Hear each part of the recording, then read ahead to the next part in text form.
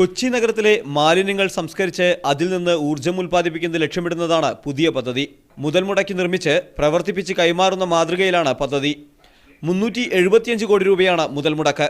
ടെൻഡറിലൂടെയാണ് കൊച്ചി കോർപ്പറേഷനിൽ നിന്ന് ഇതിനുള്ള കരാർ GJ eco power private limited സ്വന്തമാക്കിയത്. ബ്രഹ്മപുരത്തെ 20 ഏക്കർ സ്ഥലം 20 വർഷത്തേക്ക് പാട്ടത്തിനടുത്താണ് പ്ലാന്റ് സ്ഥാപിക്കുന്നത്. Waste is very high in organic contents and lots of moisture in it. So the typical solution in England will not work or US will not work. We need to bring a hybrid technology. പ്രതിദിനം 330 ton മാലിന്യത്തിൽ നിന്ന് 10 megawatt വൈദ്യുതി ഉൽപ്പാദിപ്പിക്കാനാണ് ലക്ഷ്യമിടുന്നത്. യൂണിറ്റിന് 15 രൂപ നിരക്കിൽ വൈദ്യുതി KSEBക്ക് വിൽക്കാൻ ധാരണയായിട്ടുണ്ട്.